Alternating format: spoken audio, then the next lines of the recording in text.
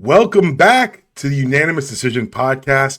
I am your host, D Palm. Follow me on Blue Sky, Instagram, everywhere on socials at DPalm66. Follow the show at UD Pod. Follow the entire MTR network at, you guessed it, the MTR network. You found us. Don't you dare lose us. Subscribe on iTunes. Subscribe on Spotify. Subscribe everywhere you get your podcast for free 99. And for now, you can subscribe on YouTube as well. That's right, YouTube, dragging this podcast into 2015, one episode at a time. The YouTube channel is at UDPod66. Make sure you tap in, subscribe, so you can make sure you get all the things that we put out. We're also brought to you, of course, by DanielPaulMortgages.com. If you can afford your rent, you can afford a mortgage. It's my job to help you qualify. Check out my other podcasting venture, Life, Love, and Real Estate. New episode out to close out 2025 on your first steps to your new home in 2026. Make sure you check that out for me. But you are not here to listen to me talk about mortgages or anything else, really. You're here to talk about sports, and it's a Friday, which means it's Felder Friday. What up, Felder? I don't know what happened last night. Honestly, we can talk about it, like do some pre-predictions for post-predictions. But, bruh, life is life, man. For real, for real. For real, life is life. It's been a while since we hopped on here. We're supposed to have you on right before the holidays, but we got hit with a double ear infection with my son. So Jeez. priorities. Yeah, for sure. How are the holidays for the Felder family? I mean, they fucking suck shit. That's just the reality. My wife got sick. My daughter got sick. Okay. So I'm just like doing everything the whole time. I already knew I had to make all the dinner. So it was like, what are we doing? But in the reality, I think I gave them a good holiday. Yeah. And I'm tired. And then I've had let's go be transparent. We're recording this on Thursday. Yep. Thursday, I woke up, took my kid to school. After I drop my kid off at school, I do drop off, and I make sure all the kids get into school safe. Then after my kids get to school safe, I drive home. We're a one-car family. I like being a one-car family. I took my wife to work, and then after that, I had to go back to the school to do multicultural day. So we did multicultural day, which is great. My kids' class had India. So I learned about India, and I did it terrible. We had to do these like patterns on coffee filters, and I was like, this is fucking ridiculous. This is going in the trash when he comes home. And then we did that. And then they had a parade, but then they also had a grade level parade where they walked all up and down each class in their grade level, which I thought that was really cool. Yeah. Got to see some of my kids' friends. Then from there, I came home. I was like, oh, I got 1 hour. I could maybe take a nap. Wrong. Wrong. How does a flight land 1 hour early? Where's it coming from? Grand Rapids. I have no idea. I don't know how you make up an hour on that. It's not that long of a flight. It came in an hour early. I had to go pick up my wife's best friend. It was great. But she and I got to spend some time together. It's just the two of us. It was very cool. And then we went on a big walk. We're gonna have a big walk on Friday, actually. Like a big, like we're gonna go to the Greenway. We about to get like 6 miles in. Uh-oh. Yeah, dog. So we're gonna have a big walk on Friday.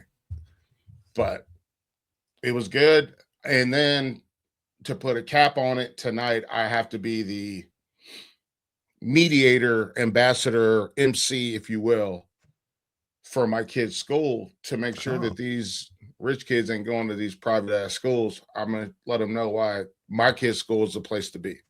That's what's up, man. That's what I like. That's a pretty good little holiday, man. That's nice. Nice. I know your day-to-day has been a little hectic, but bro, I'm trying to get fucked up today.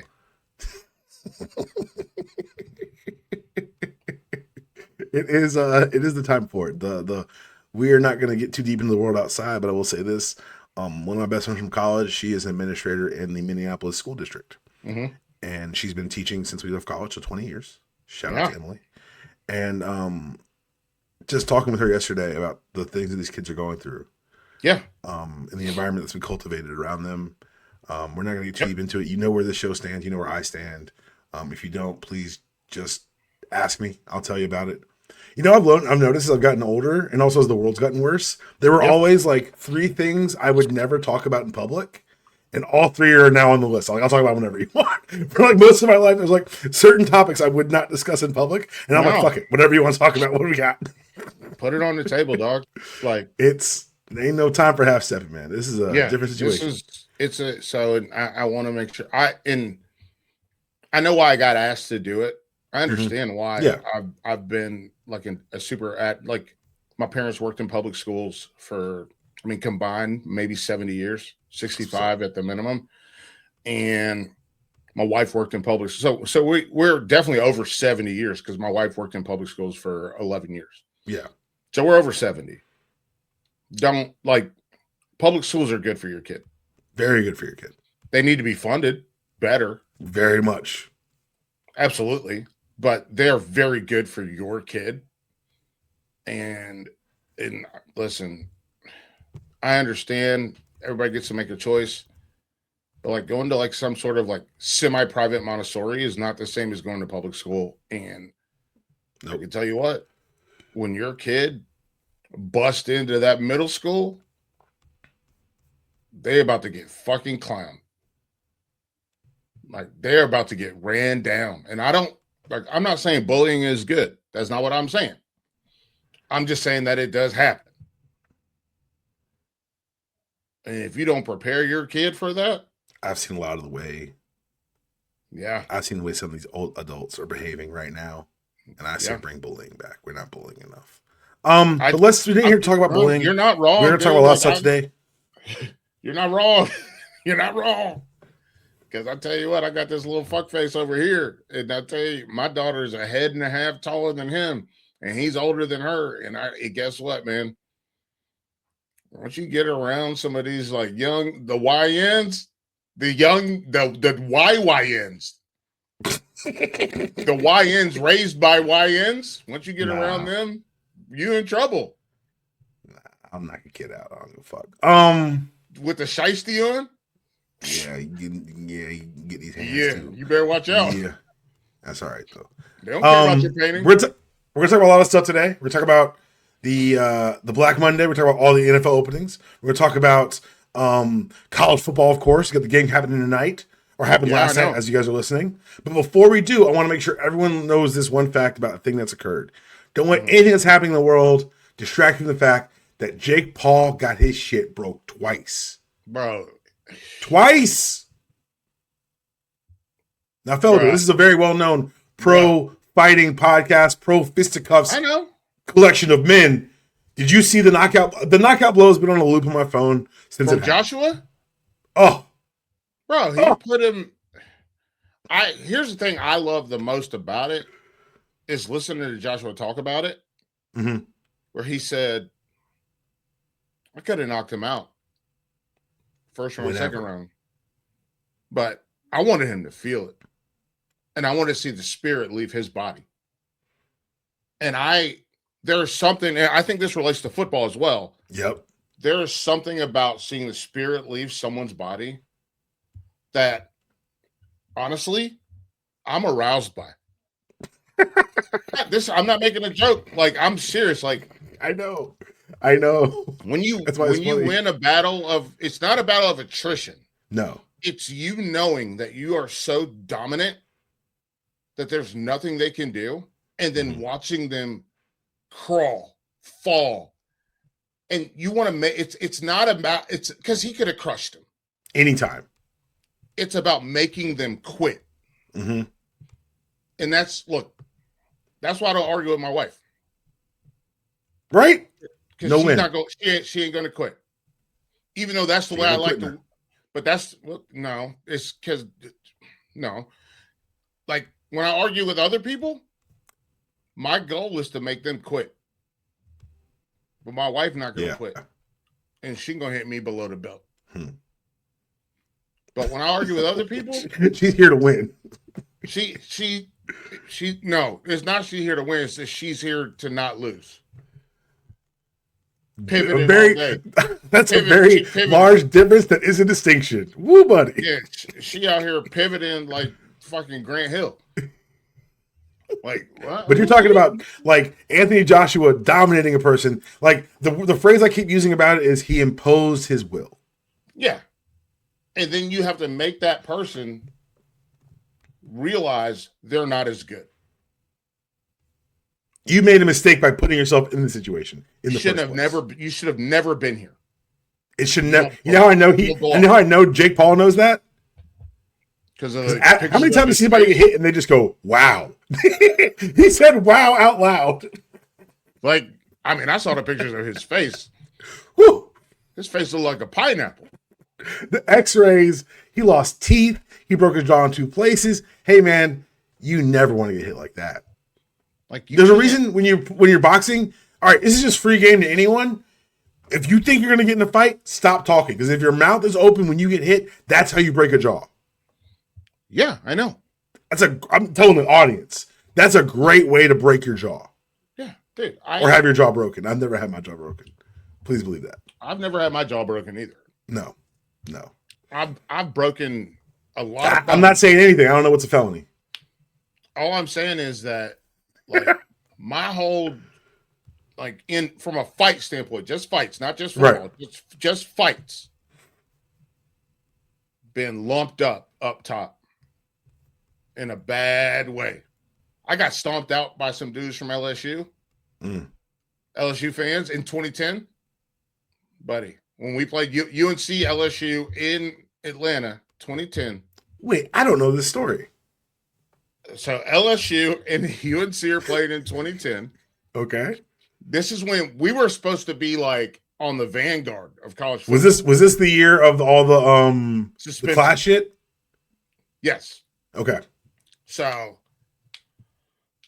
I'm dating this girl, and I go out to go get a cab so we can get back to our hotel, because our hotel is in Buckhead. Okay. Game's the next day. I go out to get a cab, and I was like, "Hey man, you stay here. Here's my card. You stay here. I'm gonna go get everybody else out." Mm-hmm. Now I walk back to the bar that we're at, and I'm watching a dude get he is getting his shit pushed in. Like, he is getting it handled. He's a swimmer. My girlfriend was a swimmer. Okay. Oh, it's this dude with you. This dude, I guess he's part of our party. He's in the group. Okay. He's in the group. Brad getting whooped. Brad got no hands. Brad got no hands. How do you have hands if all you do is pull water? It's a good point. You don't got hands. It's an important question. And I'm like, this is hilarious. This dude's getting his fucking behind whooped. I thought it was hilarious. Then another guy, Brandon goes, "Oh, that's because of what your girlfriend did." And I was like, "Huh?"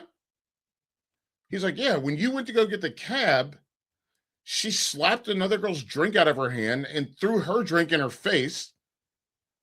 And then Brad punched her. Not Brad punched her. The guy beating up Brad punched her." And I was like, goodness. So I got to deal with all this? All this. This is all your problem now. It's all my problem. So it's all your problem. I come through. I'm like, I get the girls. I get them in the cab. First priority. Get the guy off Brad. Okay. Smoke him. Because I know how to fight. Yeah, you know how to throw a punch. Yeah. And then I'm like, I'll meet you at the hotel. I'm just going to walk to the hotel. I'm walking to the hotel. I thought it was a cop car. But it was like the old school. Remember they used to have those Crown Vic taxis? Yeah. Crown Vic pulls in. I thought I was going to get arrested. And I was like, fuck. Here we go. I'm of age. I should be able to walk through some sort of a strip mall to get to my hotel. Wrong. 3 dudes get out. LSU dudes. They got those Georgia boots on. Are they dudes from the bar? Yeah. Oh, man. Boy, they put the work on me. Yeah, buddy. I was lumped up. My eye was swollen shut. I got to go to a football game. They couldn't even shoot the fair one, man. I hate that kind of shit. But it happened. And listen, you learn your lesson. Yep. You learn your lesson. I got a kid down the street who learned this lesson. Like, you learn your lesson. But yeah, like, but I never have broken, like, I've never broken my jaw. They didn't break my jaw. Mm-hmm. They kicked me in the ribs so hard. Oh man. God dang. I never told you this? No.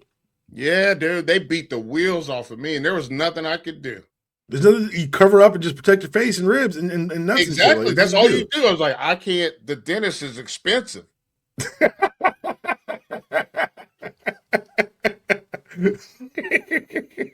And I don't even have good teeth like the dent, but for me, I got good enough teeth, god damn it. These teeth are fine, but listen, I'm not, you know what I don't need? To miss one.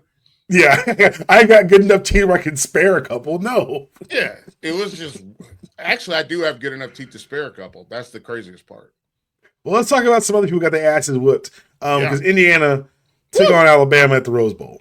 Let's do it. And I want to say something first and foremost. Kalen DeBoer should just gone to Michigan, baby.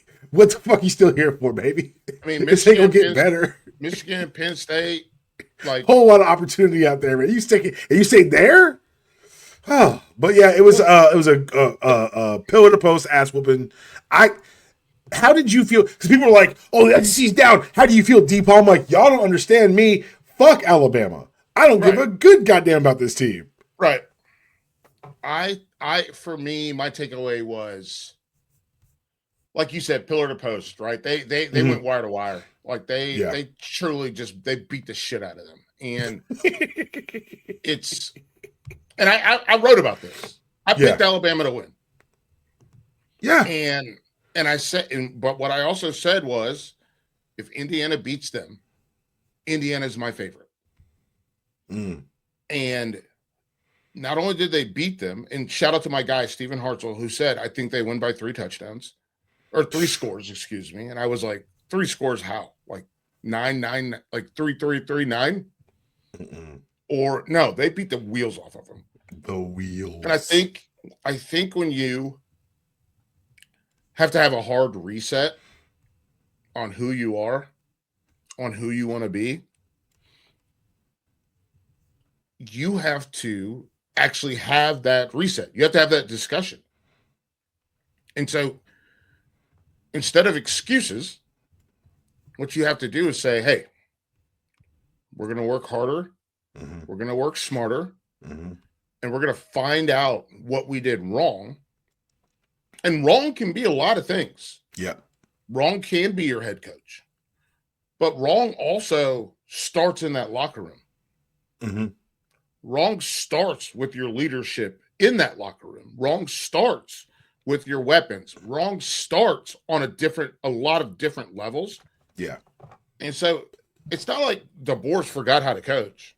Precisely, no. They have problems on a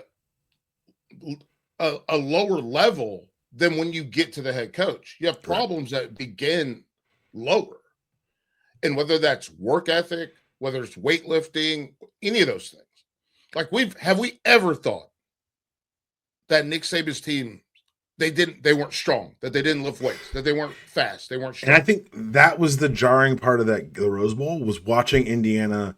We said imposed will, but like literally push these motherfuckers around. Like I've seen Alabama lose football games. I've seen them get out schemed. Remember that run when they had a great defense where they couldn't handle mobile quarterbacks? Like even like kind of mobile. You didn't have to be great. You just had to be mobile. Yeah. I've never seen a Bama team.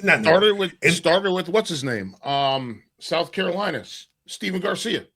Yeah. Garcia, Justin Jefferson, like Jordan Jefferson, like running quarterbacks gave them the work. But it was never like, even when Georgia was beating Bama, like on a semi we didn't get fucking smoked. Look, and it wasn't like a physical differentiator. It wasn't like, it wasn't like Georgia watching Georgia play Michigan. When Georgia played Michigan, I was like, them boys too like to fight. It's not real. This shit, this felt like watching Georgia play Michigan in that game. This felt like one of these teams is not physically prepared for the level of what's going to happen here, and it happened for 4 quarters, for fucking 60 minutes, final score 38-3. Indiana, Kurt Signetti beat the dog shit out of Alabama. And what's interesting is because you and I have been watching Bama this year, or Indiana, this year. So while you picked Bama, this wasn't a complete shock. For a lot of the larger cultural zeitgeist around college football, this is a huge fucking deal. Yeah. It's just not like that's like you got your behind what? Now So I want to go on record. That's one team that I believe should have made the playoff. One. Should not have? Should have. Indiana. Yeah. Next up, Oregon and Texas Tech. Woo! And buddy. Texas Tech, get your money up because you need another half of that team. Well, here's the thing. And I think it's really beautiful. Shout out to Dan Lanning. Did you? Everyone's favorite psycho. You watched the game? Yeah. Did you see what they did defensively? What are you talking about specifically?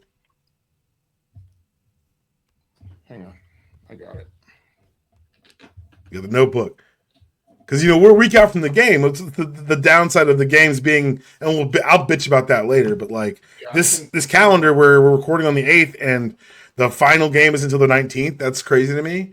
But I do think that Oregon, they came through and did what they had to do. And we can say what we want to about Texas Tech. We say what we want to about Rest and James Madison, yada, yada, yada, yada. This is a second team that probably should have is qualified for the playoff because they're so good. But based on record and the way their season went, if they didn't make the playoff, I'd have been completely cool with it. So here's what we got, right? So we have Texas Tech. Boom. Mm-hmm. Boom, boom, boom, boom. Oh, wrong way, you dumb idiot. You got to go vertical on this, otherwise it doesn't show right on camera. He's writing on he's showing us a visual aid on a audio medium, so you guys should definitely go to the YouTube, subscribe at UDPod66 on YouTube. I know I'm filling to drive people to the podcast area while you draw, and so now I've lost my place in my fill, Felder. But yeah, I think that this Red Raiders thing proves that money can get you to a place, but it cannot buy a team. It can buy you a place at the table, but we saw what happened. So what you got? What you drawing up for me? So right now, this is basic, right? Okay. Right? Mm-hmm. How do we find? So you're looking for space all over the place. You're looking for space. Yeah. So what Oregon did, and I thought it was truly tremendous. Safety, safety, safety, corner. Because Finney had a hell of a game. Yeah. He had a hell of a game. Then you stow in your defensive line. 1, 2, 3, 4, 5, 6, 7, 8, 9. And then your two backer. So when you look at this, what do you see? I see 3 shell. 3 shell, right? Mm-hmm. But where are all of their eyes? Where are all their eyes? Quarterback. So this guy's underneath. That's Finney. He's underneath. Mm-hmm. That's bracketed. This guy, either one of these. He's reading 1 to 2. Yeah. He's taking them under control. He's over top. He's underneath. And then we got you got both backers playing underneath those deep routes. Yeah. And they're sinking. It's just like it was beautiful. And then go get crazy, guys. Go get crazy. And I think that's what I wasn't prepared for watching going into the game was how aggressive they'd be up front. Yeah. I anticipate because it turned out because you're right. Everything you're talking about was what I saw, but what I was thinking is why aren't we flashing that the running back out? But the answer was because they couldn't.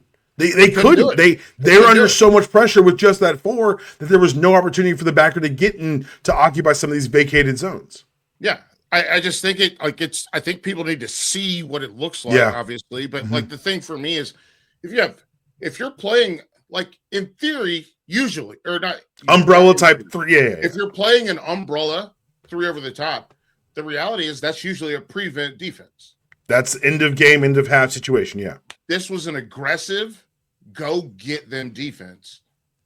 And they hit them. They made it hurt the whole time. And if you give and listen, I was a slow son bitch. Tell you what. But if you let me sit on my heels and just look, I'm gonna find it. Yep. Listen, I'm from the motherfucking South, dog. I'll be a coonhound all day and go get it. I'm being serious. Like, no, I know you are. I know you are. That's what they were, right? Mm-hmm. And that's what they did. They beat the fool out of them boys. What do we say? What do we say when somebody gets a dog, a gun dog specifically? That dog will hunt. Dog will hunt. That dog. And damn it, Dan Lanning set him up for success because he knew more about his front four than I did because I did not expect that. Yeah. And I'm telling you, like, the idea of just like they were some hunting ass dogs. Like, they were out there just watching Finney just come like just make plays, watching that front go get them, watching them know that I don't got to worry about this. None of this. I don't got to worry about this. Not my problem. Y'all got it? You know what it is? You know what it really is? It's Dan Lanning and that do your job shit. Yeah. It's Dan Lanning be like, hey, do your job. Don't worry about anybody else's job. As a coordinator. Do your job. So that's the top half of the bracket. Let's talk about the game that's happening tomorrow. Indiana, Oregon, a rematch. It's tough to beat a team twice. Shout out to Georgia and Ole Miss. Yeah. Indiana's favored by 3.5. Kicks at 7:30. It's here in Atlanta. Felder, tell me, I at this point, I refuse to doubt Kurt Signetti and them boys. I already told you. Yeah. Indiana is my favorite. If they beat Alabama, they're my favorite. And they beat the fool out of the boys. Boy, they in the words of everybody's mama in the South, they whooped the black off them. Hey man, we're gonna go to the bottom half of the bracket because look, they whooped the black off of them boys. I don't know. What were your thoughts? So I was one of the Ohio State troopers who didn't believe in this team. After they lost to Indiana, the way they lost to Indiana, I was like, oh, this is an untested bunch. It does not know how to deal with adversity. Yeah. And Ruben Bain and them boys came and fired off, got in that backfield, disrupted timing. I don't know why Ryan Day was calling plays again, but he was. Bro, he sucks. Bro, the pick on the screen. Nobody missed that block. I was like, what are we doing, guys? Can I just call a timeout? Yeah, go ahead. I'm sick of these screens in college football. Talk about it. I think we're in a post-screen era. Ooh. Like I'm being like I'm. You think defensive lines are too smart for screens now? I don't think that. What I think is that these kids don't know how to run screens. Oh, it's the other side. Okay, we've talked about it. And this is a transitional phase where the coaches, right, the play callers, they're like, oh yeah, screens were the best. We could do screens and we would just screen and then we would do screens. These players grew up 4 verts, 7-on-7, 4 verts. Yep. So it's like, so how do we get this to that? Oh, you can't, because they don't know what the fuck they're doing. So if you don't know, I had never thought about it that way. But there's like 4 teams in college football who I like watching run screens, and you're right, because everyone else, I think timing's really bad, and I think fits are poor, and I think that there's a lot of bad decision making in space. But this is my bias. I love watching Georgia run screens. Sure. Because I feel like the line's patient enough, but exactly. One of the very few schools that I think has traditionally kept it up, running screens really well and disciplined. But like that was just like I can't about Mike Bobo. It wasn't nice. No. That was before Bobo. We watched Georgia's screen game when I was in high school. Like, this is for some reason Georgia's been running screens effectively for like 20 years. Right, and I'm saying I don't think the kids that are playing right now. Right. Have any understanding of the concept? It's got to be coached. It's not just get in space and hit someone. It's got to be coached properly. It's got to be executed properly. You got to hold your block for the beat and a half and then go. Like it's a lot of timing issues, and you're right. I don't want how many things are dead. How many things have been killed off in football? Yeah. Right. No one runs middle screens. No one runs a middle screen. Georgia did when they had Bowers, but I know what you're saying, yeah. Yeah, but okay, one team. Nobody else runs it. Yeah, you're right. Nobody else runs a middle screen. I'm quite myopic, to the tight end or to a running back middle screen. No, that you don't see anymore ever. It's dead. And I think we're seeing the same thing. We're going to see the tunnel and the bubble go the way of the dodo. And that's just reality. And I've thought about it a lot. And I do think that defensive lines are getting better at it. I think linebackers specifically, because linebackers don't weigh 250 pounds anymore.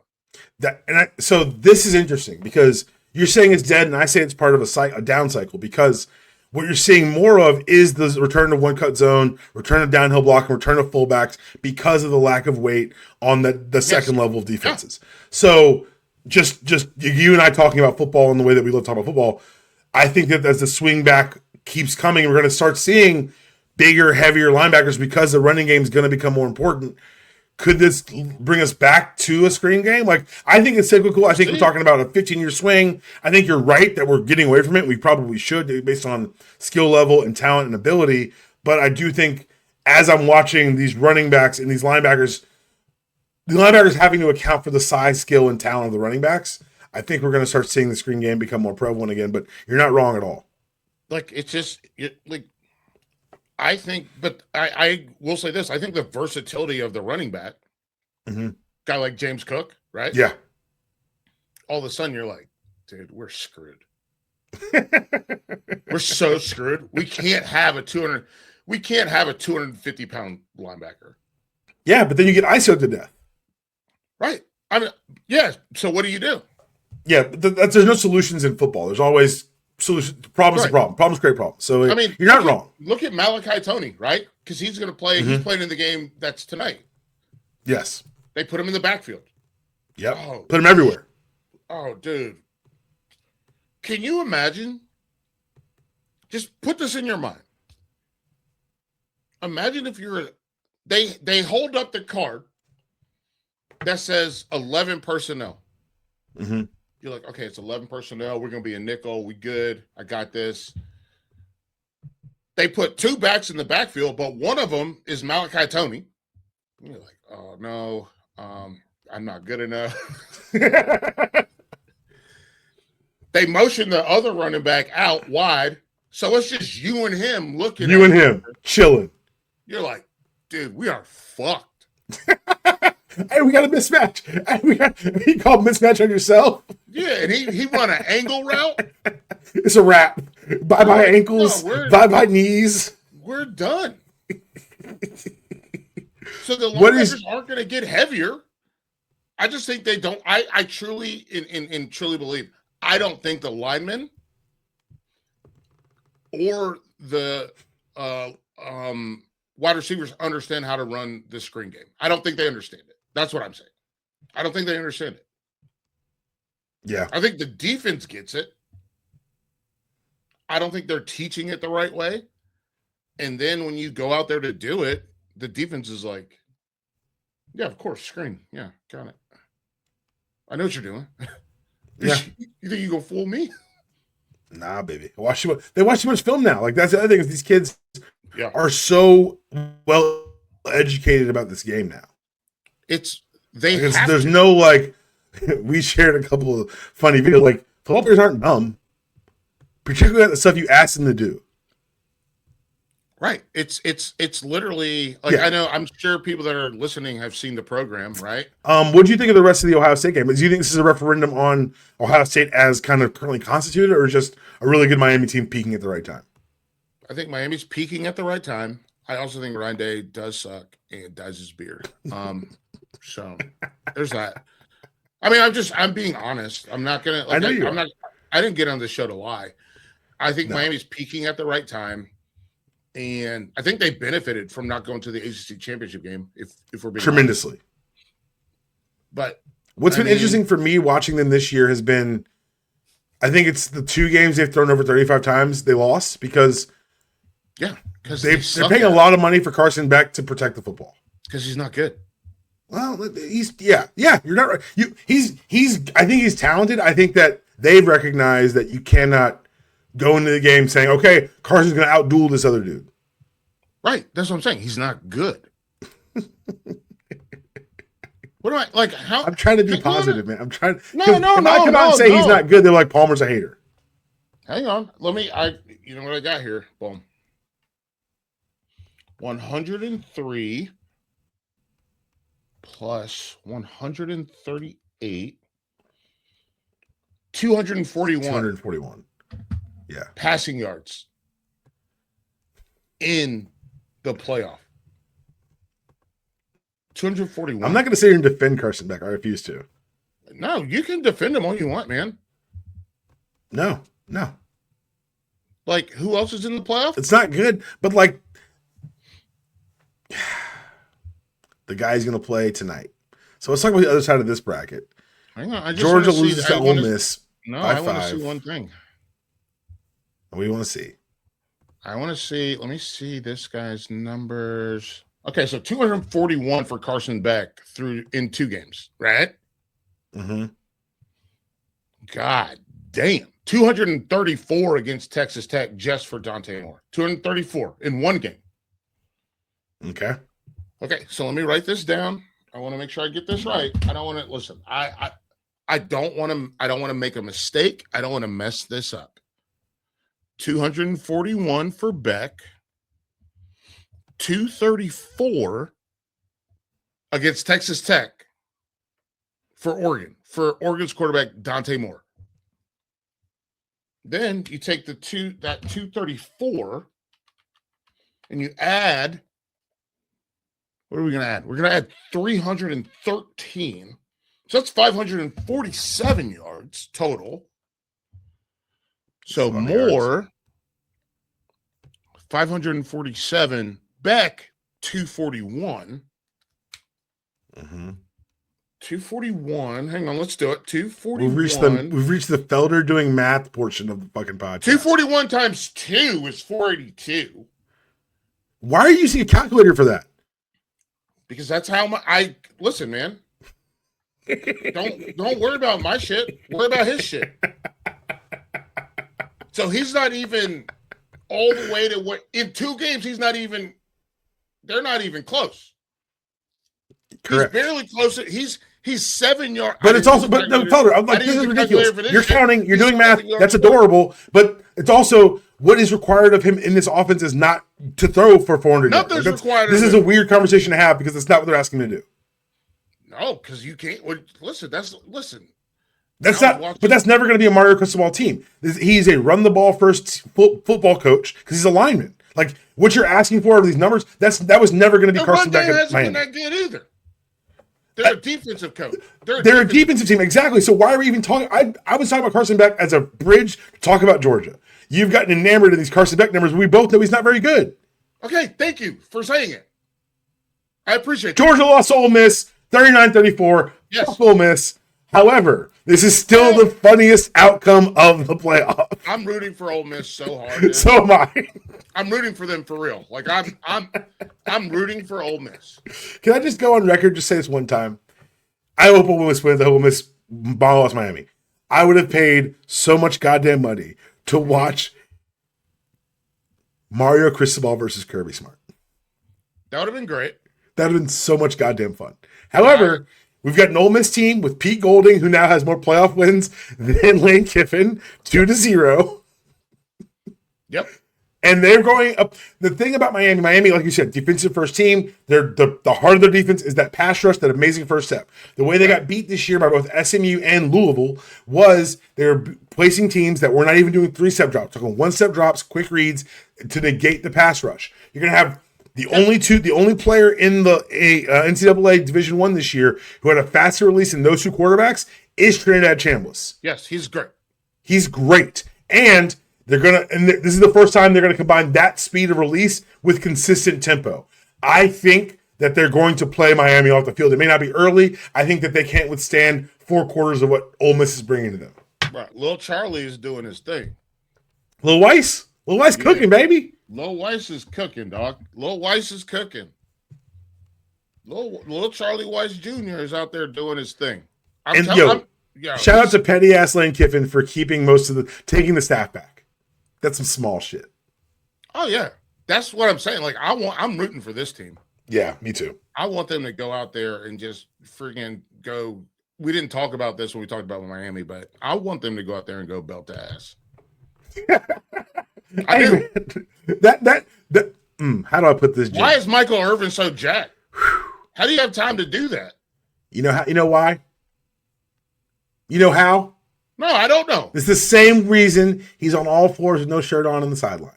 Because cocaine is a hell of a drug. Okay. I didn't say that. I did. Prove me wrong, Mike. I'm just saying. Act like a grown up on the sideline. I'm just saying. I don't know. Like I'm in good shape. I get at least a mile in every day. But you don't do cocaine, baby. You don't have coke. I don't have cocaine money, man. You don't have cocaine money. Michael Irvin's got cocaine money from the 90s. And my wife would lose her mind if my wife walked in and I was just like chopping up lines, she'd be like, "What the hell's happening here?" Don't worry about what I'm doing. Worry about your own game. No. Oh my God! All right, no, so I don't have cocaine. I don't like. I just. But why is he? Look, man. I lost a lot of weight. I'm in shape. I'm doing well. I'm moving around. This dude got abs. How do you have abs if you're 60 years old? No, I don't know. Anyway, should have abs. I don't know, man. Anyway, let's talk about NFL for a second here because as of today, there are officially 8 job openings in the NFL. Yeah, I know. It only cost us only 2. It only cost us 2 black coaches. Yeah. But right now, there's 8 job openings. Mm-hmm. Did you think, so this is the only one that I've heard people push back on, the Harbaugh firing. I thought the Harbaugh firing was a fait accompli. I thought that the Steelers-Ravens game was a loser-leaves time match. I thought whoever lost that game was going to lose their job. Yeah, I don't understand. I guess I'll be honest. I don't understand why they fired him. Okay, great. I'll say, so look, in my opinion. Am I crazy for that? You got to remember that they were going to fire him. They were going to fire him before Lamar saved his job. Sure, I just don't. That's your first thing. I don't understand. Like, I guess I'm so in this world of college. I don't understand. Like these guys are just throwing money around anyways. Which college, I guess, is also that now. Well, yeah, but, same thing too. It's because you and I are the same age, so we're risk averse in a way that we're like, hey man, you don't know what's out there, you don't know what's next. But it seems like just from things that have leaked out in the way that some of the reports are happening with Lamar, like does he actually care about this team bullshit? Clearly, someone was leaking something. It feels like it was a decision of coach or quarterback, right? And I guess it comes down to Lamar Jackson. Go ahead. With your valuable asset. Yes, you take the quarterback. Yeah. The only reason I care about this at all is that Todd Monken is now unemployed, which means let's fire Mike Bobo into the goddamn sun. Come home, Todd. You could do it. Come home, Todd. You could do it. I think the Giants opening is the most other jobs that came open, and what's wild is that I couldn't disagree more. Really? I've got 3 teams at the top of these openings. Okay, go ahead. Yes, and the Giants are not one of them. My number 3 team opening. First of all, teams that aren't in there, just so everyone knows: Cardinals, bad job. Browns, bad job. Titans, holy shit, bad job. Raiders, bitch, please. Giants, you can believe them if you want to. I think the Miami job is a good job. I think that's my 3rd of the openings. You got a running game, you got a defense. You had a team that did not quit on that coach, and that they didn't fire him until Harbaugh became available. These are my 3 favorite landing spots for the best coach in the cycle, which I think is John Harbaugh.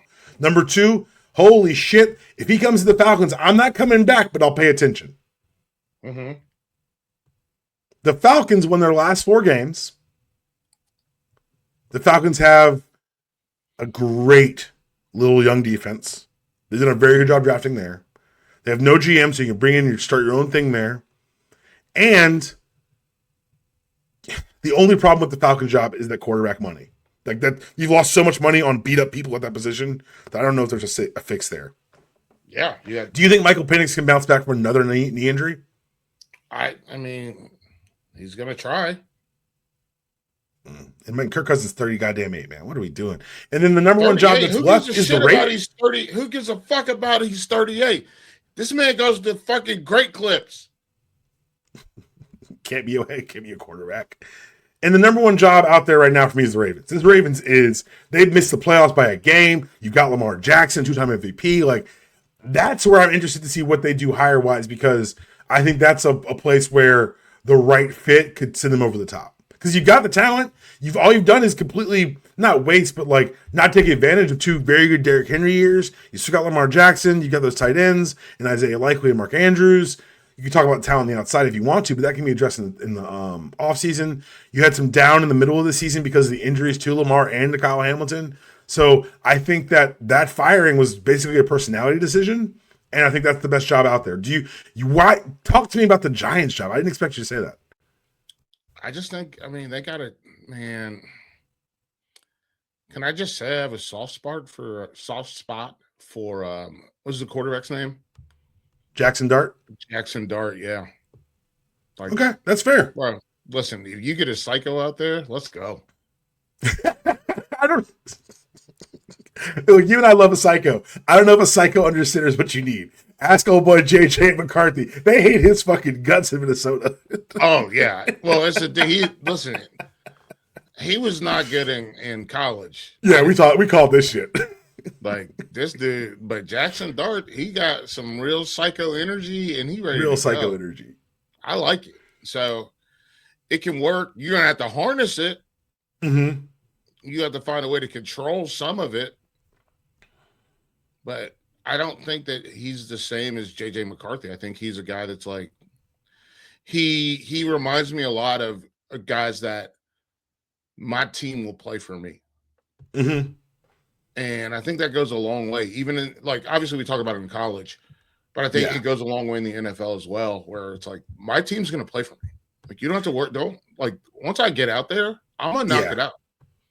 I think it's interesting because you made a point I was going to make where you compared it to college, where I think that force of personality is such a force multiplier in college.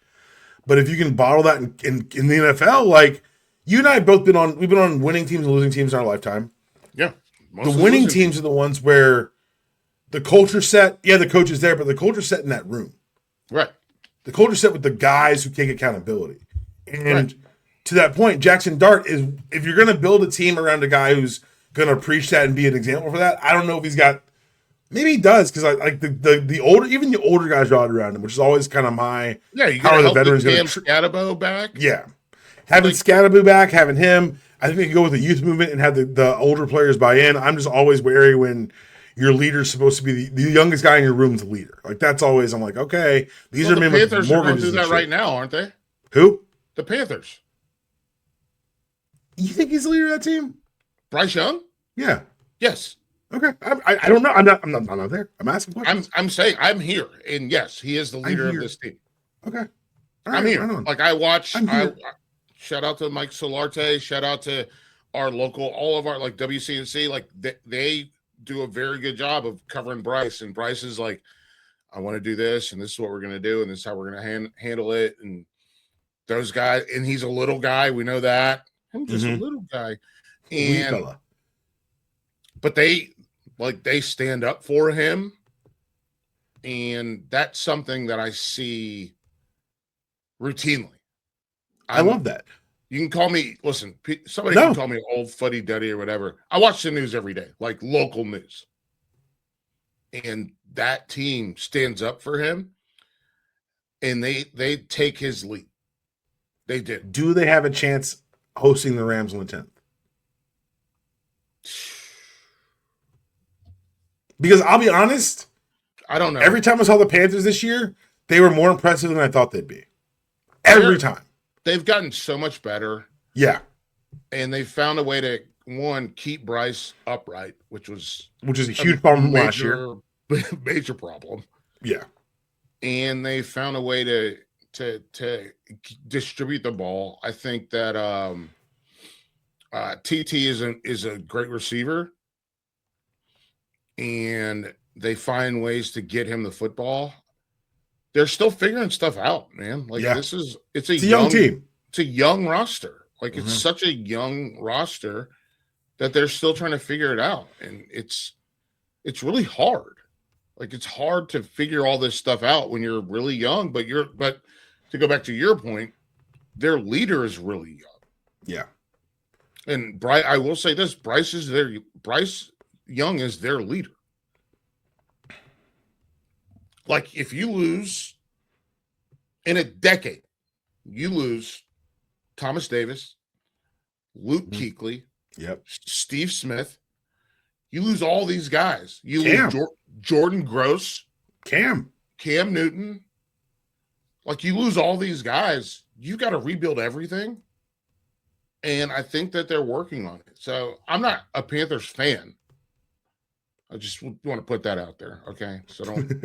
But you're local. You know what's going on. You got your ear to the streets. I got my ear to the streets. So I think they're doing a good job, and I think they're going to get better from here, which is that's a good thing to hear about your football team. It's a great look. Things are getting better is a great thing to hear. Yeah. Things will continue to get better here on the podcast. We're going to continue rocking in the new year. I'm excited for next week because hang on. Speaking of getting better, do you think it's getting better from my football team? The school I play for? You see how I didn't bring them up? Bro, I had to walk outside. I'm trying to do Christmas shit and not ruin Christmas for my family, which I've done before. Okay. I get a text. Hey, man, what are we going to do about this, the news? And I was like, the news? What news, bitch? News what? What the... I want to tell you, before he says it, if you don't know what's happening, I want to build suspense. For the record, on the doc I'm looking at right now, has that name -OC for UNC, do not bring up. Yeah, good. You heard me trying to go to the outro. I was trying to get the fuck out of here, but let's do it. Bro, I walk your boy. My kid is sick. My wife is sick. This is Christmas break. Ain't nothing. Everything's broken. Their bodies. Yeah. I saw the news. And I just walked outside. I'm going to pull back from the mic for a second. I walked outside. And I'm sure this is how it sounded to my wife, too. I was like, fuck! The fuck are we doing, dog? And then... For those who don't know, Bobby Petrino is now the offensive coordinator at UNC.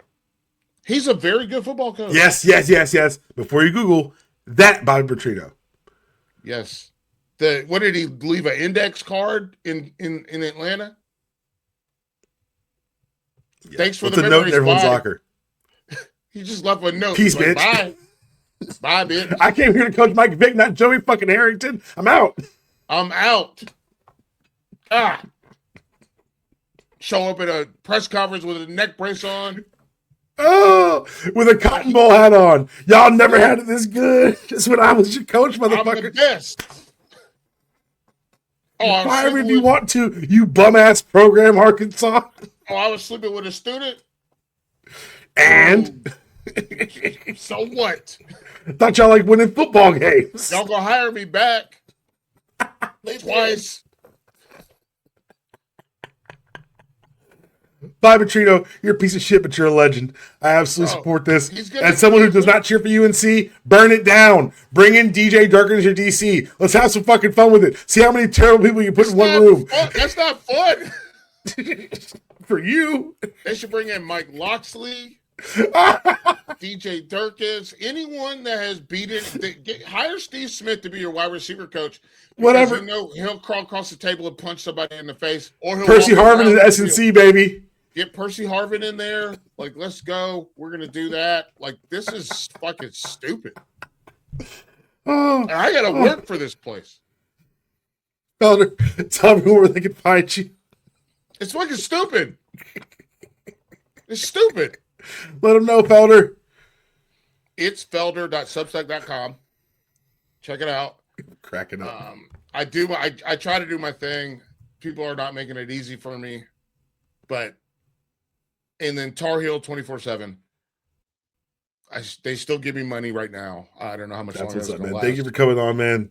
Y'all enjoyed I hope the game last night was a lot of fun. I hope Miami. I hope Ole Miss won because Lane Kiffin, sad watching the players he thought he could poach win a national title would be high damn hilarious. Bro, Lane Kiffin, he brought the basket home from the grocery store.